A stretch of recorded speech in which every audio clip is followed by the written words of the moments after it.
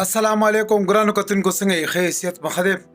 د ټول مخکې دا ویډیو تاسو ځان سره وګورئ او د دې اواز وپېژنئ چې دا څوک د اواز اوري په ټلیفون باندې داسې خلکو سره تعلق مه ساتئ د اواز تاسو واورئ او بیا بعد راځو خبرې کوو अच्छा अभी अभी कितना भाई स्पीड मुझे होटल का क्या पता था, ये मुझे क्यों उधर ले गया आलिमगढ़ होटल में। उधर ये कमरे में मेरे साथ बेटा क्या कर रहा था, अगर मुझे नाम का कुछ भी नहीं पता। इसने मेरे साथ फ्रॉड किया है ना, इसलिए तो मुझे गुस्सा आया है कि मेरा साथ داسې ښځو له ځان وساتئ داسې ښځو سره تعلق مه ساتئ دا د فیسبوک دوستانې نه دي دا ډېرې کمزوري دي داسې ښځې رنډۍ راشي په خلکو الزامات ولګئ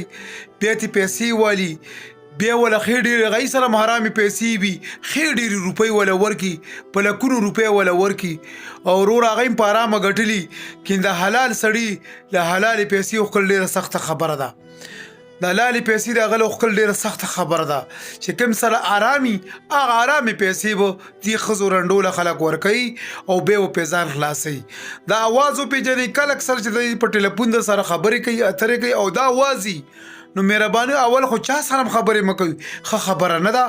خو د داسې خلکو له تاسو ځان وساتئ داسې د رنډو ښځو له ځان وساتئ ځکه دا بلیک میلې ښځې دي دا بې ذاته کم اصله ښځې دي دوی به اول په چوکونو کې خیرونه غوښتل سوالونه غوښتل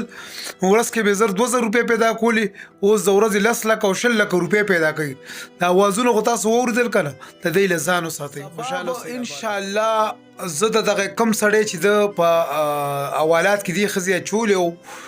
او هغه سړي ولا به 15 لکه روپۍ ورکړي وي د هغه سړي چهره به هم درته سبا ښیم چې هغه سره کمې ارامې پیسې وي او هغه هم په غټه اوده دی او ښځه 21 ګریډ کې افسره ده په خپله 18 ګریډ کې افسر دی او به زه سبا تاسو ته ښیم د خیره